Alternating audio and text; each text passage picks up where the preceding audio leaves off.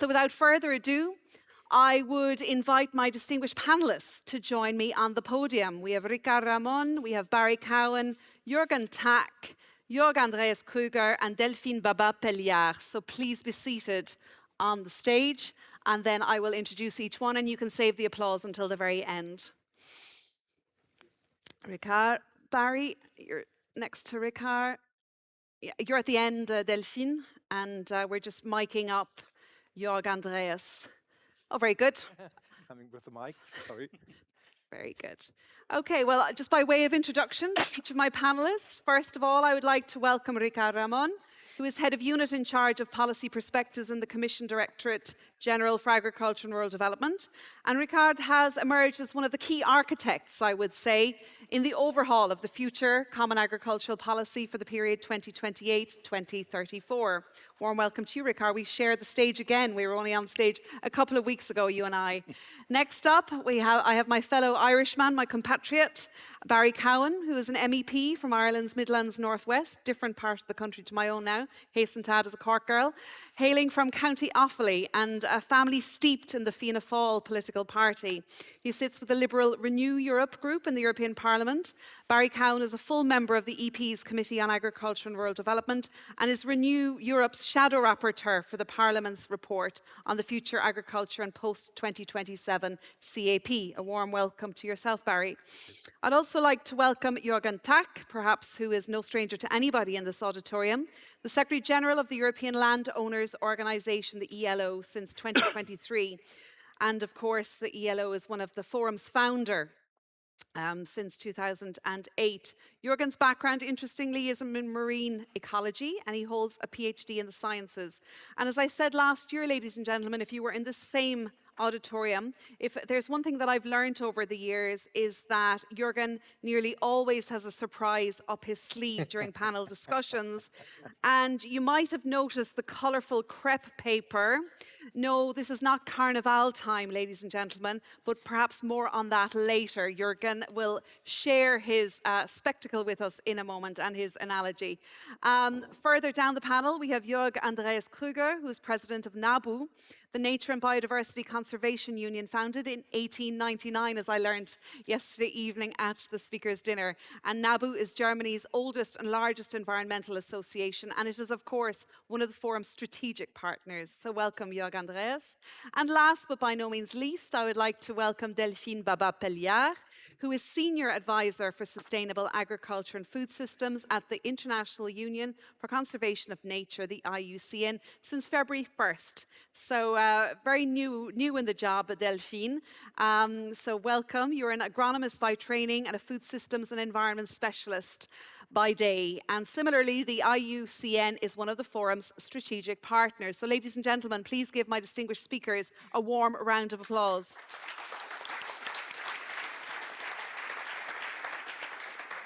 Now, we couldn't have timed it better. We're on schedule, we're on track, but just to refresh in terms of the running order, each one of you will deliver a 4-minute impulse statement, and this will be followed then by question and answers with myself. We can tic-tac among the panelists, and then we'll open it up to the floor, as well as the square here, the auditorium, also online. And I would invite those online who are joining us online to certainly send in those questions in the chat box that should appear on your screen.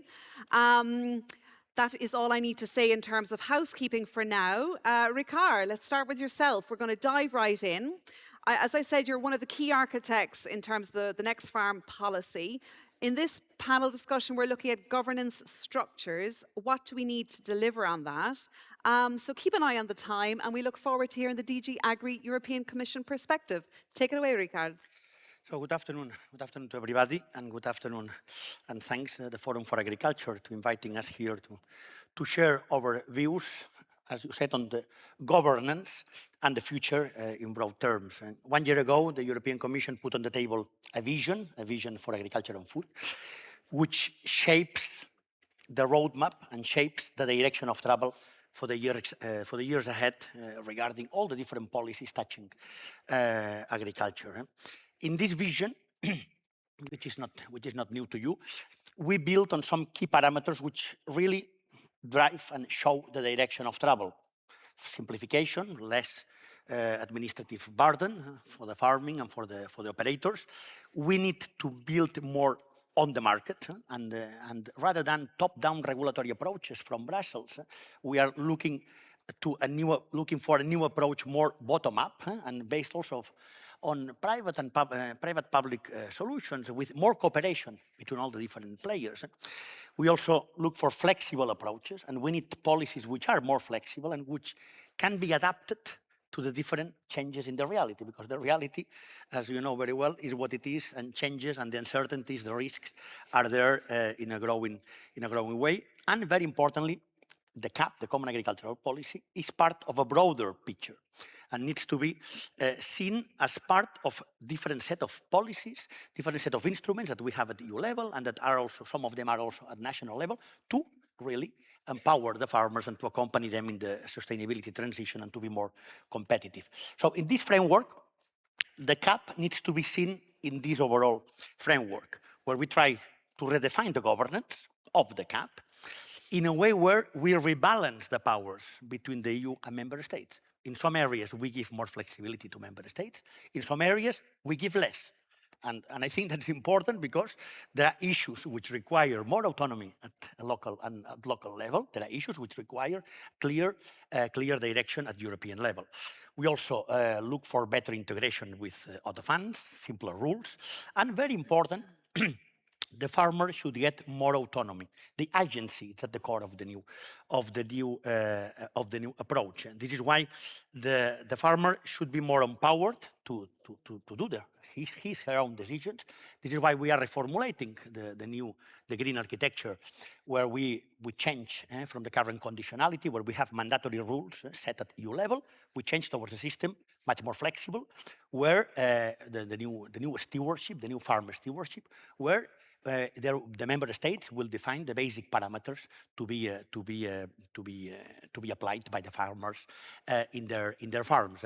This is important because this autonomy for the farmer needs to be seen in the broader picture, and that's why the CAP needs to be seen interlinked with other projects that we now have on the table, because the farmer needs to be better equipped to measure better what happens at farm level. We need to really advance how to better manage the data, and that's why we launched the technical works on the on-farm sustainability compass, which is a key project for the next years ahead, to really facilitate how the farmer can assess sustainability at farm level and guarantee also a much more easier way, because we are in a situation where there are multiplicity of standards, multiplicity of rules, and we need to facilitate the life of the farmer and how to approach and how to advance in the sustainability transition. We need to reduce these transaction costs and really guarantee also that there is a better remuneration of these efforts across the full value chain. This is why the Sustainability Compass will be a crucial project in the next years, while at the same time we have other important pieces of a big puzzle of the new governance, and one it's very important, it's the new Farmland Observatory, because we need to better know what happens in the ground.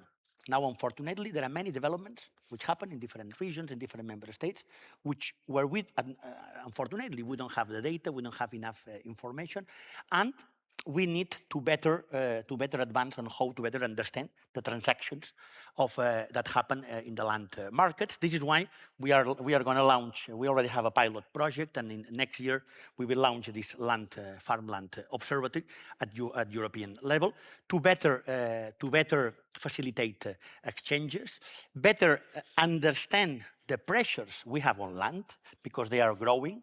These pressures, the competition for land, as you know very well, is growing. And the first stage to act is to have better information and better data. So that will be a key project for the next years ahead. We think that with all these different aspects, the CAP, but also these different initiatives that we are going to put on the table, we will be able to better empower our farming communities to better address the big challenges that we will have ahead. Okay, thank you very much for that, Ricard. A very nice tour d'horizon of where we're at and the different instruments within that larger farm policy framework that you are working on currently on DG Agri. So now, turning to yourself, Barry, you're coming from the European Parliament's perspective, the Renew Europe political group. as I said, an Irishman, and certainly Ireland has been in the news recently. We might pick up on that in a moment. But you're obviously as well the shadow rapporteur on the future CAP, so we look forward to hearing your own intervention. Keep an eye on the time and take it away when you're ready, Barry. Okay, We've got a countdown clock right in front of you here. So thanks very much indeed, Rose, and thanks for the invitation from the forum to this afternoon's conversation. We are, I've heard Ricard talk about the commitment that's been made initially in the vision for the future of agriculture. He would say that's matched by the proposals in the architecture and infrastructure around the CAP as proposed by the Commission. I would agree that the vision will shape and contains the ambition that we would all share for the sector into the future. How it can be delivered is dependent solely and totally on finance and on budget. And the budget that has been proposed to meet with and to match the ambition and deliver upon that ambition will not be sufficient to succeed. It's as simple as that, and it's as plain as that, and that's how I have to say it as a political representative who's given the privilege, as has been alluded to by my constituency, to be here in the first place and reflect their views and their opinions. And I'd love to be in a position to ensure that the next Common Agricultural Policy could have sufficient funding that can address the issues that you've mentioned, that can deliver on simplification in the way in which the last one didn't, that can move from a cost foregone metric associated with the deliverability of enviro and eco schemes to a rewards-based system, one that builds on the commitment that Commissioner Hansen has talked about in relation to generational renewal.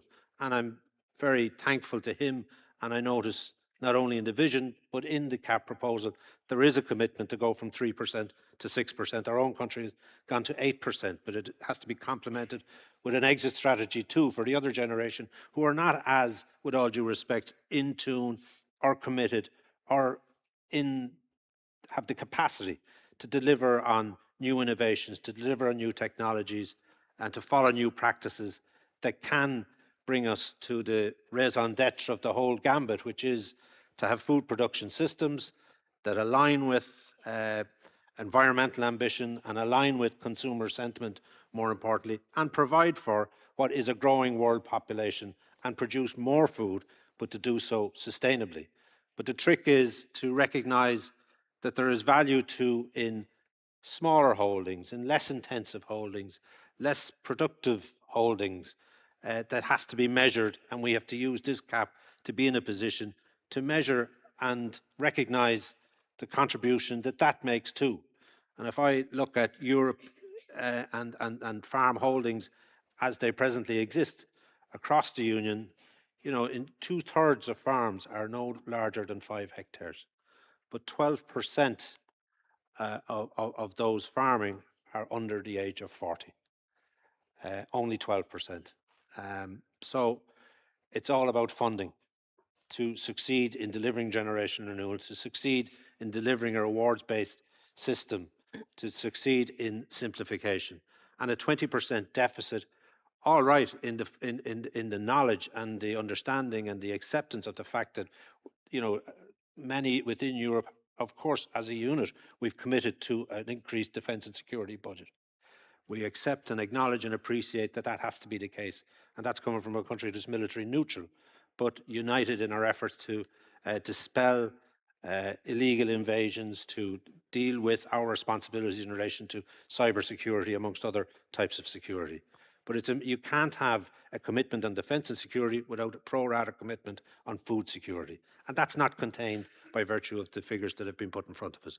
We look at the front-loading of funding as on foot of the Mercosur safeguards that maybe could be front-loaded and put into the CAP envelope. We look at the rural development spend outside of the CAP that could go into the envelope, and we could bridge the immediate 20% gap with that alone, while then thereafter building on inflationary increases in order to be in a position to deliver upon the ambition, because we are at a crossroads. And I appreciate and understand that and want to be part of a process together with the Commission, together with the Council, to deliver to that next generation, to provide for the opportunities for increased production, but done in such a way that increases profitability, but does so sustainably. And those that move in that direction are front-loaded with rewards for doing so, and it will become the norm in future generations. But equally on those smaller holdings that need to supplement their income, we have to get to a stage whereby we're talking about nature credits, we're talking about carbon credits, but we need the currency, the tools that can turn that into a reality and deliver supplementary income and keep people on the land and bring others to it that can live side by side with off-farm income as well. Thank you very much indeed, Barry. Very clear message indeed from the European Parliament perspective, and a solid message from an Irishman there. So now, Jürgen, we turn to you, and we're looking forward to whatever you have planned. So you just entertain us, Jürgen. I'm going to sit back, and I'm going to invite the ladies and gentlemen in the square just to sit back and be regaled with what's coming next. Well, Rose, you know, I have a scientific background. You mentioned Correct, it. as I noted, yes. So when they invited me to speak on the CAP and land use, I wanted to have a look at the figures. Good. We'll take it away. And I was surprised, and I want to share my figures and my surprise with the audience this afternoon. And as we are not allowed to make use of a PowerPoint presentation when you are speaking, I brought a living graph with me. And I have two colleagues who will assist me in that.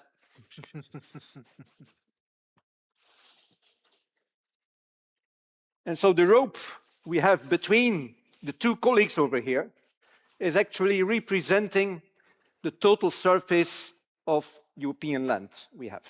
And we go back to the year 0, Roman times, and let's say the red is urban area, the yellow is agriculture, the green is nature.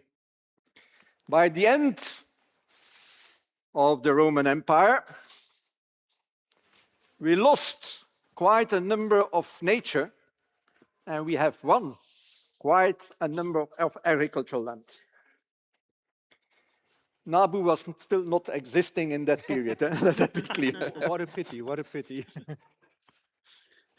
This remained more or less a 50-50% division between agriculture and nature, also within medieval times.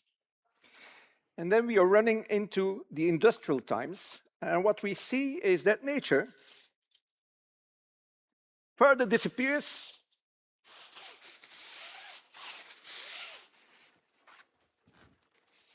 I have to make sure that the two are linked. But what is actually happening is on the other side, You mentioned the population. because our cities, our urban areas are growing. And then we go to 1962. And by that time, the urban areas have further increased. But strange enough, after the Second World War, let's say nature improved a little bit. So this is actually the status of the land use at the moment that we have the introduction of the Common Agriculture Policy. What happened in the meantime is that in reality, since we have the Common Agriculture Policy, we have an increase in nature, and we have a very serious increase in agriculture. Settlement. Urbanization. We have a decrease, in a significant decrease in agriculture. Now, what is happening here, because of the intensification, we have been able to use quite a number of innovative instruments, and we are able to do much more on less land. The problem is that we are always looking at this space, at what is exactly happening. For this reason, we have the forum, because we want to bring agriculture and nature together. For this reason, we had a strategic dialogue. For this reason, we had the European Board on Agriculture and Food. But in reality, the problem is over here. This is the problem, why we are losing nature and why we are losing agriculture. But the people of the green side are not discussing that with the people in the city, because the members of the environmental organizations are living here. But the farmers do not discuss that with the people in the red zone, because that are their customers. So we prefer to have the discussion on that side of the graph. As I said, we have only been able to do that because of innovation. Today, the pressure coming from nature towards agriculture is not going to decrease. The pressure coming from the urban area on agriculture is not going to decrease. So the only way that we are able to cope in agriculture with climate change, with a growing population, still growing population, and all of the environmental problems we still have to face, is making sure that we can go ahead with innovation present.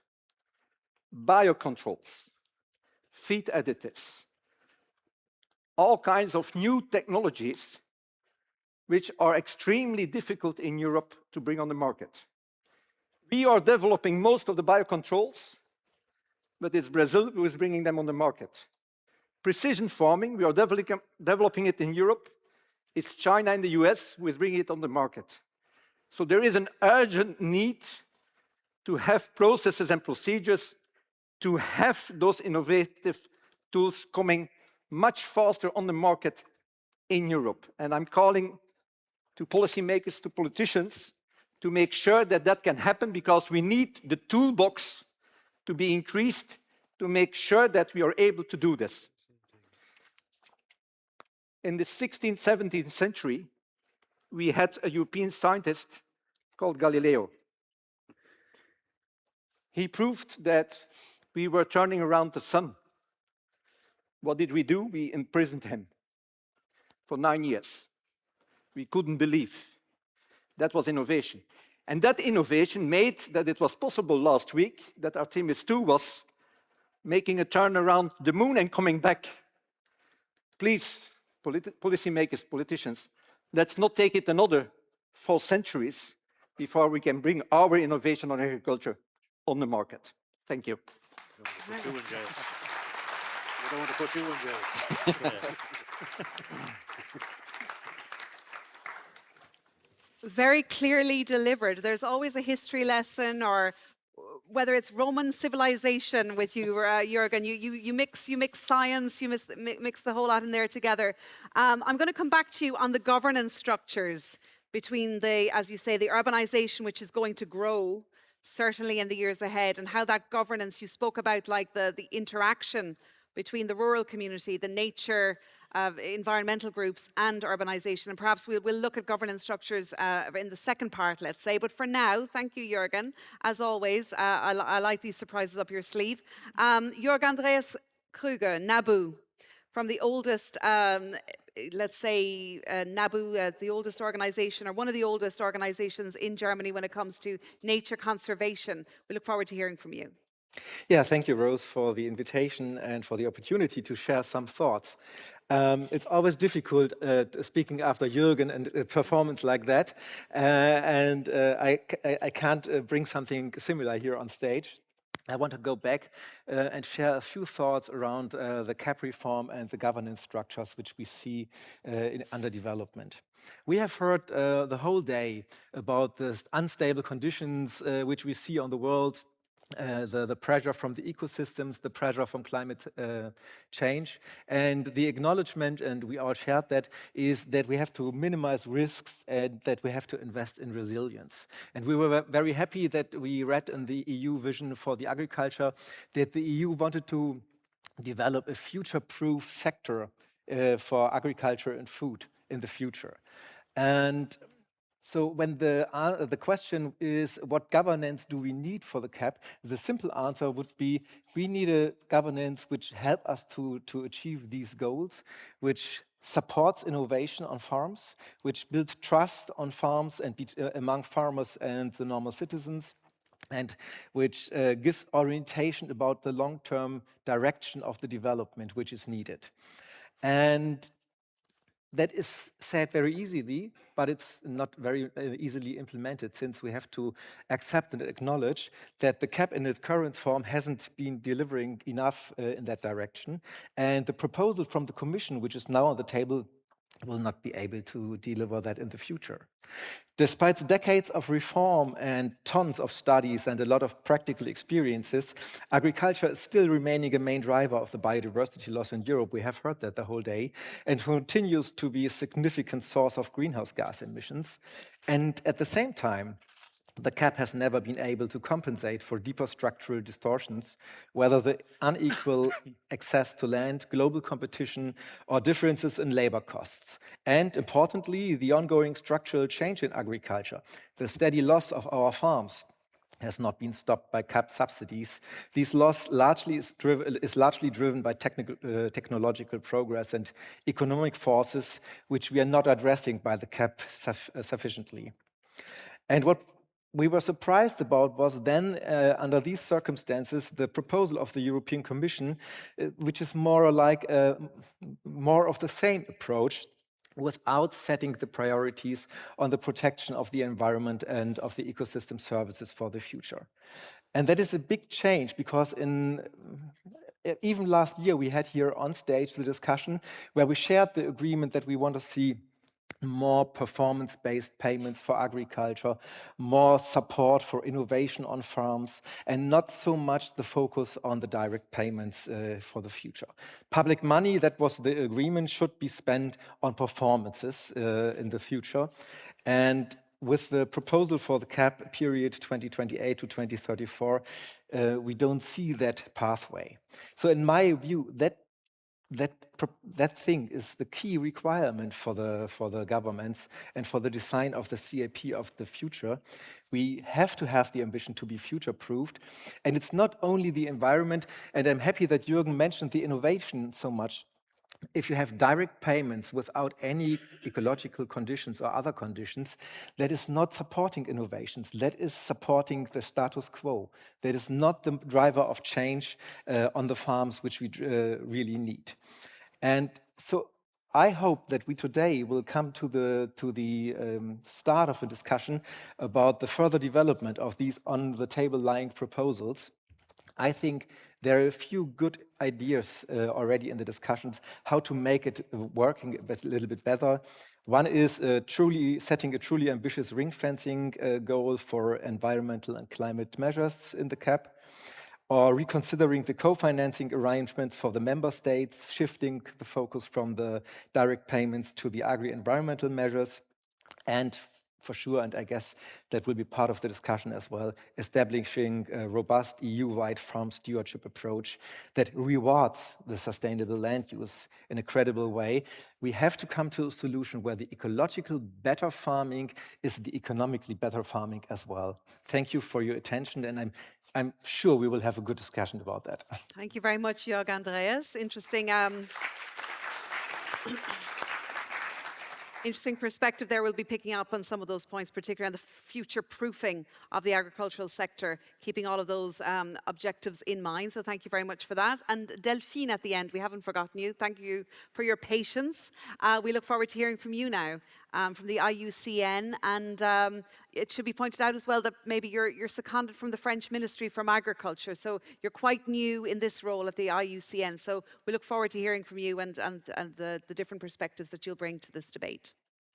Thank you very much, Rose. And my message is very simple and very similar to the message of my colleagues. The real question is not environment or competitiveness and food security. It's a false choice. The question is, how do we secure Europe's production systems for the next 10, 20, 30 years? And the answer is by investing in nature. So in reality, Europe's competitiveness actually depends on the health of its ecosystems. And without healthy soils, without water, without pollinators, we simply cannot produce foods, at least not in a stable way. So this is not an environmental message only. It's really a resilience, a stability, and a competitiveness message. So what kind of governance make this possible? At the IUCN Congress in 2025, our members were very clear through the resolution 002. We must move away from business as usual and accelerate the transition toward nature-positive agriculture. So to deliver this, IUCN sees three main priorities, governance priorities. The first priority is to align EU policies. Europe already has strong framework, the CAP, the biodiversity strategy, the nature restoration regulation. And so the problem is not ambition on paper. The problem is really coordination and accountability. And so for that, we need better harmonized monitoring tools, comparable data across member states, and more coherent implementation on the ground.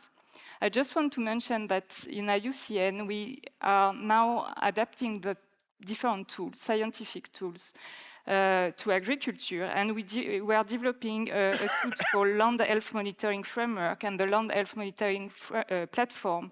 The idea is really to bring together existing tools to look at land health and the level of biodiversity at different levels, soils, farm, landscape, and national. And the idea is to help decision makers to see what is working, where the bottlenecks are, and how local progress can drive systemic changes in function of the context. The second priority is to build inclusive platforms. We also need better dialogue across the entire value chain, bringing everyone to the table and really listening. Initiatives like what we have here in the European Union, so the European Board on Agriculture and Food, the strategic dialogues or the new EU food dialogues are good starts, but they must give equal space to environmental and scientific voices. Otherwise, we will keep designing short-term fixes instead of long-term solutions. And the third priority is that governance must guarantee non-regression. Simplification should reduce administrative burden, but not environmental ambition. And it is in line with the IUCN resolution on non-regression, because weakening standards today doesn't reduce risk. It will push risk into the future, especially onto farmers and rural communities. And to finish, I just want to insist on what does effective governance look like on the ground. Because across Europe, we are seeing models that work effectively from economic, environmental, and social perspectives. Nature-based solutions, like regenerative and agroecological farming systems, can reduce input costs, can increase resilience and stabilize yields. Integrated water management and wetland restoration can secure water, reduce losses, and create local jobs. And community-supported and mixed farming systems strengthen local economies while building fairer and more resilient food systems. And IUCN highlighted this in its contribution to the EU Water Resilience Strategy and in the IUCN Approaches to Sustainable Agriculture report. And all these examples tell us the same story. Competitiveness increases when nature is part of the system, not treated as a constraint. And protecting nature is a long-term investment in food security and the economy. And IUCN shows it could boost global GDP by up to $150 billion a year. Thank you very much, Delphine. A very clear message there coming from the IUCN. Just want to pick you up on the nature-based solutions, such as you said, regenerative agriculture. So you see a much larger place there for regen agriculture in sort of a future policy framework, and what sort of work is the IUCN doing to sort of maybe highlight the merits of regen farming? Yes, because I think when we talk about nature-based solution, also in link with the CAP, we nearly a third of the EU budget. The CAP has an enormous power, I think, to shape European landscape and to scale this nature-based solution, these solutions. And eco-schemes were an important step forward, but yearly evaluations show that many eco-schemes are not ambitious or targeted enough to drive real transformation. And in several countries, they mainly support practices already in place. So the question is not whether eco-schemes should remain, but what do they need to become? And it's in link with nature-based solutions. Strengthen eco-scheme by focusing on ecosystem services is crucial. So first, we need to direct payments toward what agriculture actually depends on: soil fertility, water regulation, carbon storage, pollination. And this means treating nature as the most valuable agricultural asset and enhancing the effectiveness of the CAP green architecture rather than weakening it. And of course, ensuring that support reaches small and mid-sized farms that are often left out. And I can continue? I might just bring it back again, and we'll come back to you, Delphine, because we're obviously pressed for time here. But thank you for that. I will return to your what you're referring to there about the ecosystems and nature-based solutions. Okay. But for now, I'll just come back to Ricard, and we'll do another round if that's all right. At the beginning, Ricard, you obviously spoke about the On-Farm Sustainability Compass, the Farmland Observatory. There's also a new expert group on farmland. There seems to be a multiplication, let's say, of initiatives at DG Agri at Commission level when preparing all of these initiatives that are, dealing with access to land, farmland regulations, etc. So I'm talking about a lot of initiatives that are already sort of in creation, in train. I'm wondering how are these going to be coordinated effectively, and what can it be improved when it comes to the governance structures to make sure that these will work on the ground? You spoke earlier about the On-Farm Sustainability Compass, where you and I were discussing on this panel discussion a few weeks ago. The first technical meeting took place on March 6th. You mentioned the Land Observatory there. There's the expert group on farmland. So a number of these are mushrooming up, I suppose, Ricard. And a lot of people are wondering, why is that the case? And what work will they do? What do they hope to achieve? And how will they be coordinated effectively to work on the ground? Yeah. No, indeed, we are in the Commission 1 year ago. We published our vision, and we are delivering, and we are doing what we promised 1 year ago. In fact, around two-thirds of the different initiatives and actions that we put on our vision 1 year ago are now being implemented. So you talk about mushrooming. If there are new initiatives, it's because we identified gaps. And we identified gaps where there was an action needed. And it's important that we reflect all these examples that you mentioned are not regulatory mechanisms. We didn't propose new regulations, new directives. They're new initiatives, let's call them, right? Yeah, exactly. Yeah. But that's very important. I think this nuance, because we as a Commission, we learn the lessons from the past. Right. And we are not putting on the table proposals which will set up from top from Brussels compulsory mechanisms which will not properly work. We are launching initiatives based on a different way of working, bottom up, talking to everybody. We have many groups, discussions, of course, because like this here now, because if we talk about dialogue and about cooperation, we need to discuss and we need to work together, as it has been said before by different interventions. So these two elements which were mentioned, the On-Farm Sustainability Compass, this came, by the way, this came from the strategic dialogue, it came from the farming sector. Why? Because the farmers are the ones, and many, I'm sure that many here in the room can share the view that many farmers see that now there is the cap on the one side, but then there are some standards which come from the supermarket. There are, when the farmer goes to the bank, has different standards on sustainability.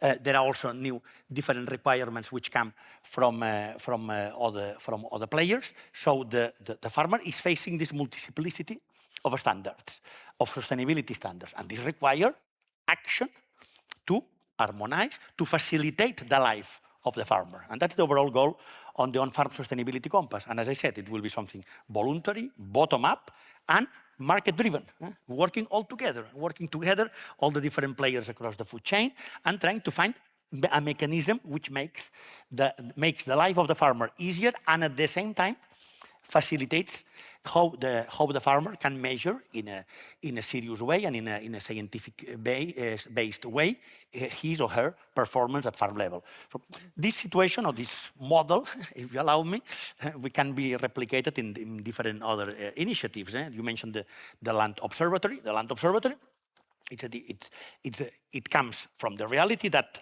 a key priority for the next years is the access to land. In every single meeting we go and where we talk with young farmers, they talk us and they mention us the difficulties for access to land.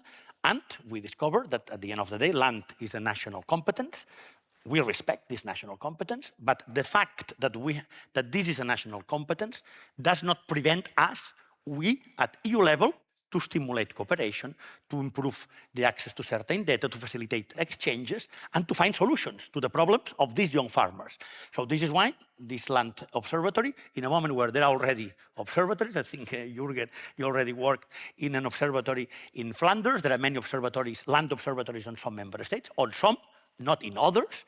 And the data we have and the different realities in relation to them, to the regulatory approaches to land are very different across very different the member states. So we thought, and by the way, again, it was not our idea, it came from the European Parliament and from the stakeholders that they asked us. Young farmers particularly, right? Young farmers, and a resolution from the European Parliament 2017 on farmland, which asked the Commission to put into place this farmland observatory. We are even happy that we even got funding from the European Parliament for the pilot phase. So all these different initiatives make sense, and they fit, and they should allow us precisely to advance in a policy which is broader than the CAP, where we have mechanisms, we have spaces which should help us all together advance into the right direction. Okay, very clear indeed. The initiatives are there, they're on the table, they're in train. Okay, I'll turn now to Barry, if you don't mind.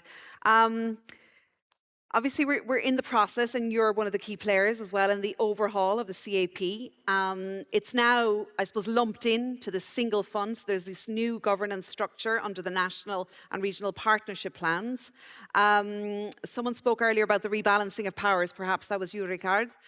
This division, Barry, between the European Union and national, someone say that this calls into question the whole commonality of the policy, that it calls into question the common part of the CAP and a move towards renationalisation.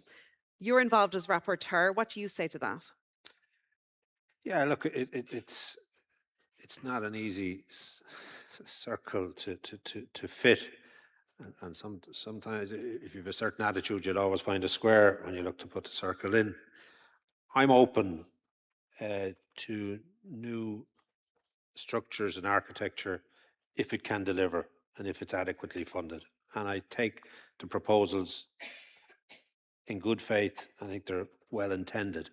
However, there is a feeling amongst us in agricultural politics or in agricultural committee at EU level and across member states that those articles associated with NRPP should be within the competence of agricultural expertise at committee level, at ministerial level, at council level, and further to the proposal by the French government at council, which was supported by 20 member states.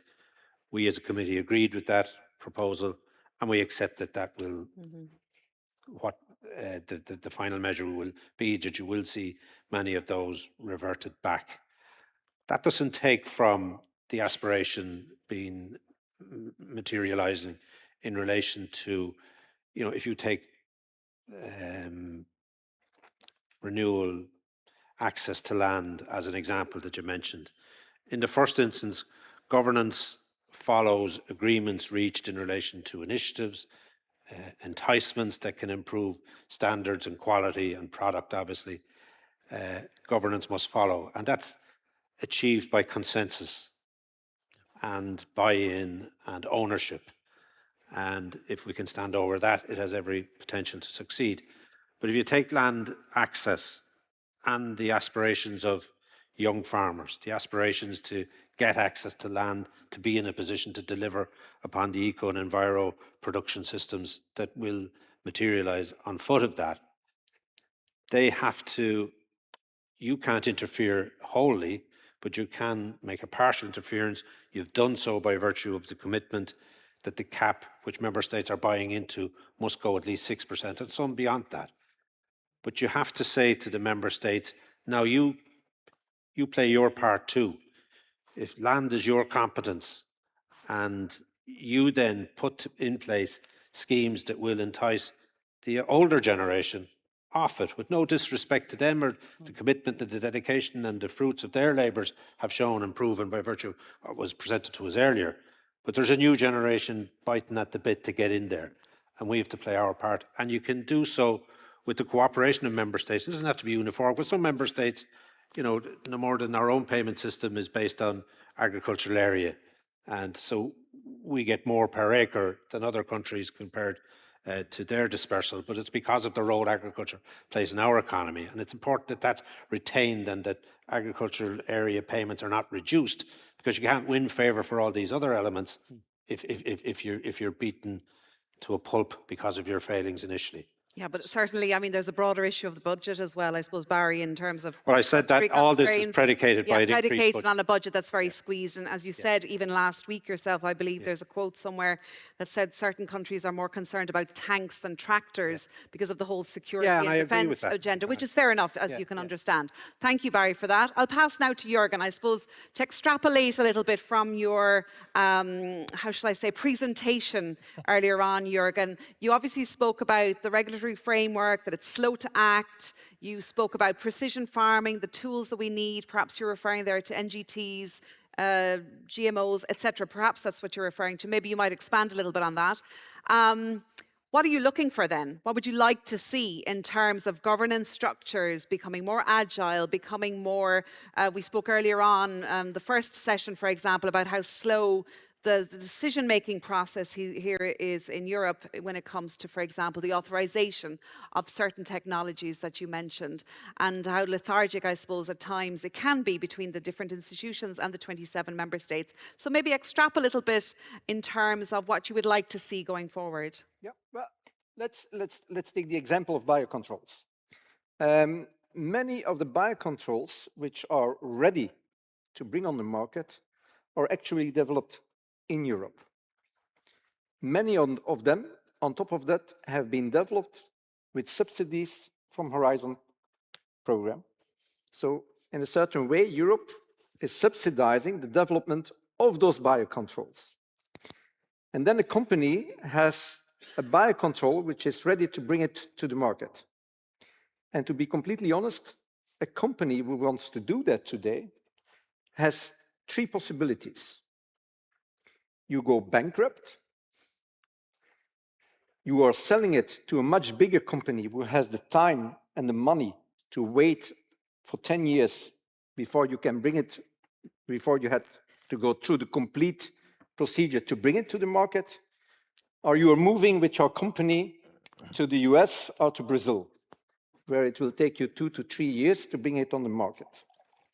And then you are selling your product in Brazil, and it's used, and it's effective, and then Brazil wants to export the agriculture product back to Europe, and Europe says, no, you have used a product which is not allowed in Europe. We have developed it. We have shown that it's effective. We have shown that it's an environmental safe. So I do think, let's say, if we really want to act on environmental objectives within agriculture, and we know that we have products which are environmental more friendly, we do not have to wait for another 10 years to bring them on the market.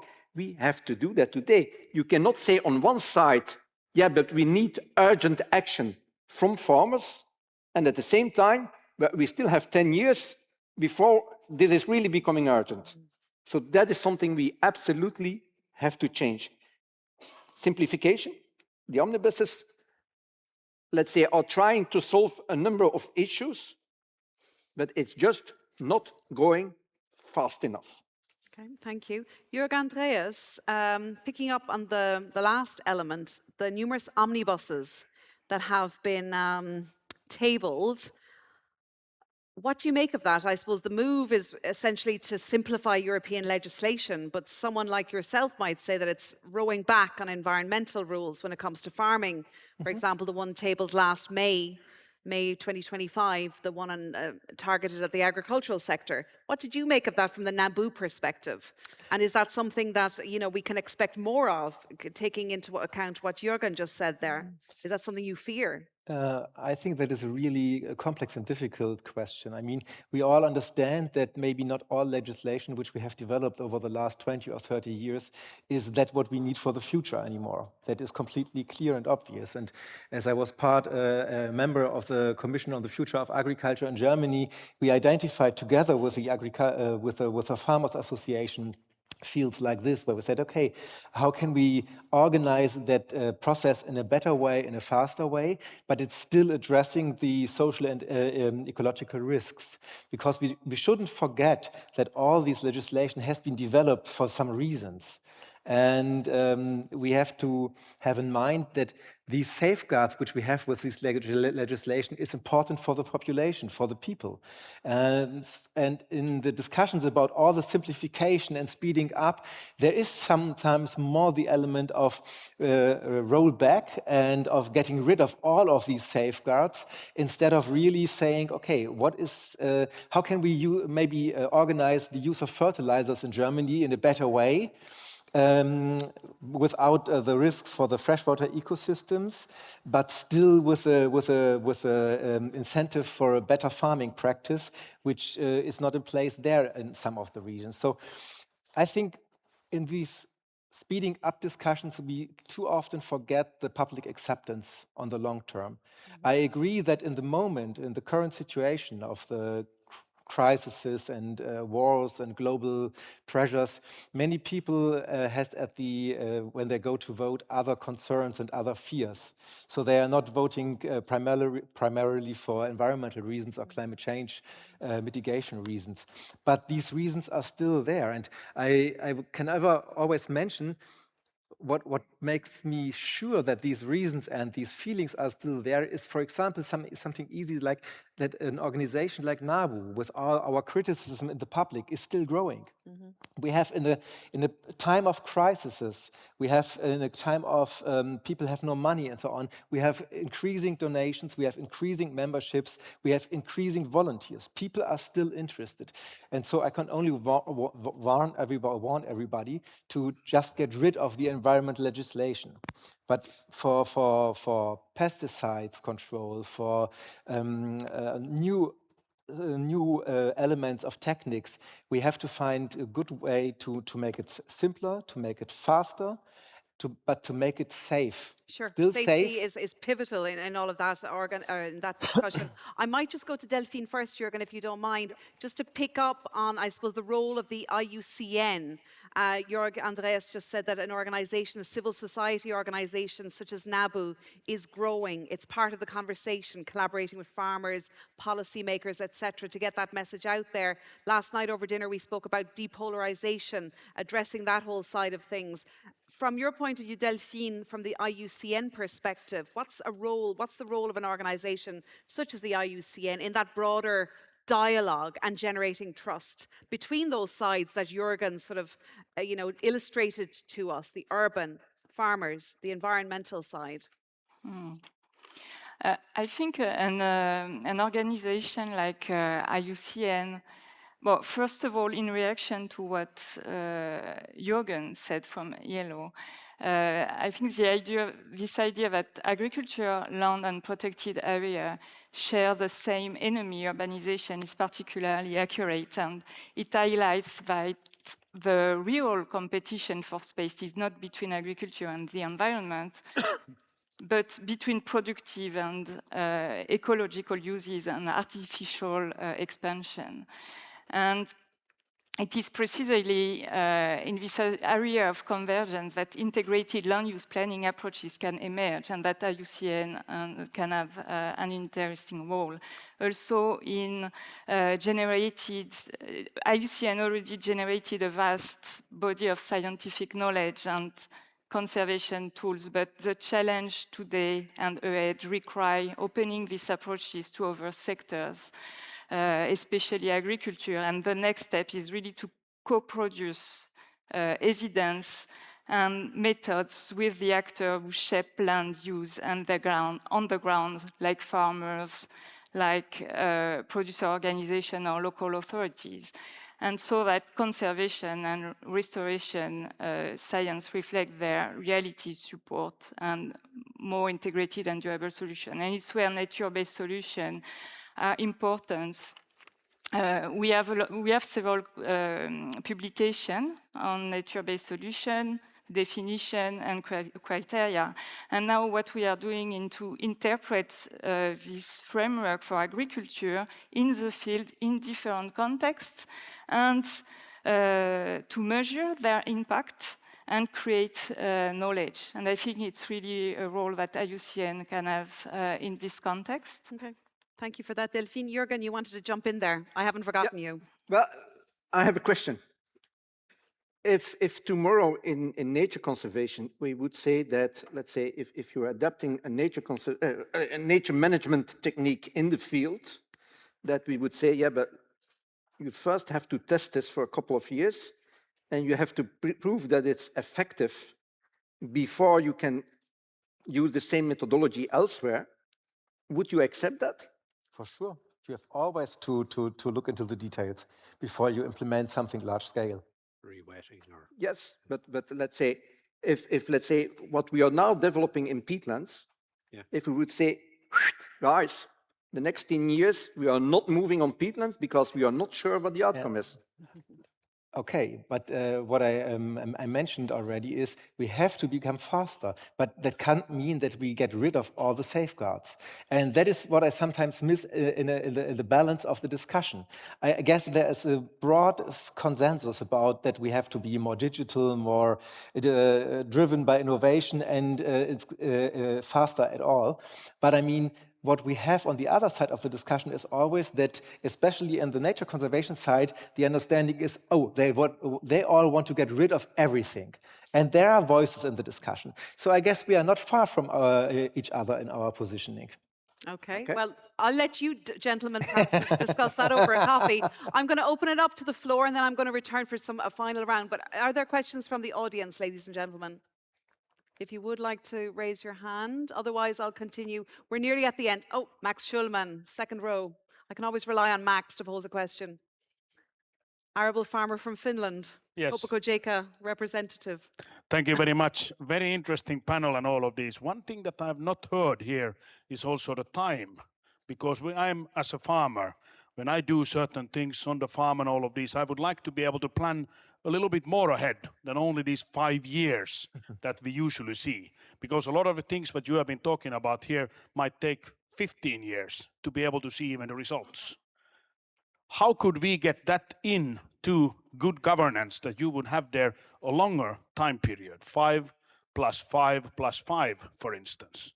Could that be possible, and how would that sound? Okay, so again, I think picking up from this morning's discussion, I suppose we're linked to a political cycle, which is often, the 7-year cycle. So who'd like to respond to Max's, Jürgen? Well, I think the timeline is a major problem. Let's say if you are looking at environmental problems, we need a solution preferably before tomorrow morning. If a member of the European Parliament has to be re-elected, you have to do that within now 3.5 years. So you have to do something so that you can convince your voters to vote for you. Mm-hmm. The Common Agriculture Policy is a 7 years time frame, which is already different from the European Parliament. But the farmer who is taking a decision today is making an investment on a period of 30 years. And let's say if you are changing systematically your objectives and your methodologies, you come into a situation that financial institutions say to those farmers, yeah, but wait, we are not longer sure anymore how to move forward. And that is absolutely problematic. We have to make sure that we can have, that we can give farmers a longer-term perspective with the idea to reach certain objectives. But what we are doing today is we are starting a common agriculture policy. by the time we are really implementing, we are in years 3, 4, but in year 5, we are going to do the monitoring and we come to the conclusion that well, most of what we said is not really working. No, you didn't give the time to make it happen. And there is an element of reform fatigue, I think, creeping in a little bit in Brussels. Barry, you wanted to jump in there. Yeah, just to say, there's new realities today that weren't there at the time of the last Common Agricultural Policy. Input costs will determine the future of agriculture. The Common Agricultural Policy, as we decide and agree next year, won't. And the geopolitical realities of war and the role it's playing in heightening input costs is very precarious, very dangerous, and pivotal to be resolved. I think you'll see the Commission making recommendations in the coming weeks of a toolbox that will be available to Member States to help them address this new reality, which is, as you mentioned earlier, in relation to our own country in recent weeks, and that will spread across other countries too. Sure. We've had you know, a financial crash 10, 15 years ago. We've had Brexit, we've had COVID, we've had war in Ukraine. This is a bridge too far, I think, presently, and that's how people feel, and that's how worried and concerned and fearful that they are. And they really would like to see a mechanism, as difficult as it may be, to deal with this reality, which is input costs are such that people will just walk away. And you can have all the nature you want thereafter, because that'll be the modus operandi. It'd be remiss of me, Barry, not to mention, of course, the protests and the blockades back home at the ports, the critical infrastructure. Do you think, Barry, this is a taste of what's to come? It's an indication of the frustrations that they feel. And, you know, I'm coming from a nation that I would have thought has managed its affairs reasonably well and has been in a position to respond when necessary to those issues that I mentioned earlier, and was in the process of responding to this, but was a week too late in the eyes of the general public and the farming community and the contracting community and so forth. And it was a build-up of all those pressures that just felt exacerbated, and that manifests itself in all sorts of protests and people, you know, and then the management of it and the reaction and the response to it. If it lacks empathy, it creates its own pressures, and ultimately it gets very fragile politically, which is where we're at. But hopefully, by virtue of a resounding vote and support and confidence in the government, will bring us back to an even keel. Not to mention the contribution of $500 million of supports. But that's something now the Commission is under pressure to respond to. And I think, as I said earlier, we've been at our best as a union when we're united in relation to all those shocks that I mentioned, but we've yet to get united on this one. And it's essential that we do, or it'll get away from us. Sure, but I suppose there's different elements across the union as well. It's not all, I mean, certainly prices in Ireland seem to be more expensive than, you know, I mean, that's a debate for another day, Barry. But again, there's we're not comparing like with like. It's not a single market when it comes to governance around fuel. emissions, taxes associated with fuel, which are standard across the union.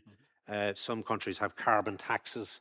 If they relent on those or reduce those, will there be a derogation for a period of time until things settle? Sure. If they settle, all has to be put forward as a united front. That's imperative. But there's certainly there's a package next week, as far as we understand, from the European Commission with some elements in there. Sometimes even a week is too late.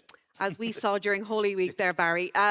Ricard, you wanted to jump in there on a certain point. I think this is a very and then I think we'll wrap it up, because I see Stephen is chomping at the bit to get going with his next panel discussion. This is a very interesting conversation, because on the one hand, farming community wants a long-term horizon, and we need stability, we need predictability. But on the other side, we need to be reactive and be able to react to shocks and crises which happen from one day to the other. So that's the trade-off, and that's the difficulty of policymakers, to be able to have this long-term horizon, and at the same time the tools should allow us certain flexibility. In that sense, I think that the policy cycle, we cannot solve it. The ones here in this panel, the 7 years period and the 5 years political mandates. But precisely, I think in the new approach, of the new multi-annual financial framework, we will have much more better flexibility.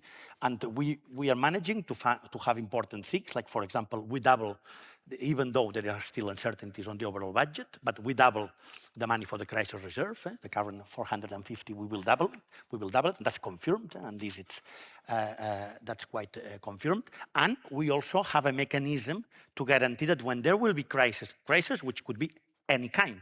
Now we have a geopolitical, but we have very often we have floods, we have droughts. So we need the CAP to be able to react in a much more faster way than we had in the past. And But are you saying it's going to be more agile in the next programming period? in the next programming period, it will be much more easier to react. Also because the fact that we will be together with other funds, this will facilitate also the use, because at the end of the day, for this crisis, we will all come from a common pot. Well, I suggest that we have another conversation about the single fund approach to the Common Agricultural Policy, but I will give the last word to himself, Mr. Tack. Wrap it up fairly lively now, because we're going to go to the next panel. Just reacting to what you just said, I would say it's like in medicine.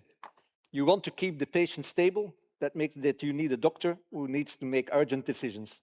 On that note, ladies and gentlemen, I would like to thank my panelists, Ricard Ramon, Barry Cowan, Jürgen Tack, Jörg Andreas Krüger, and Delphine, I'm going to get this right, Babin-Pelliard.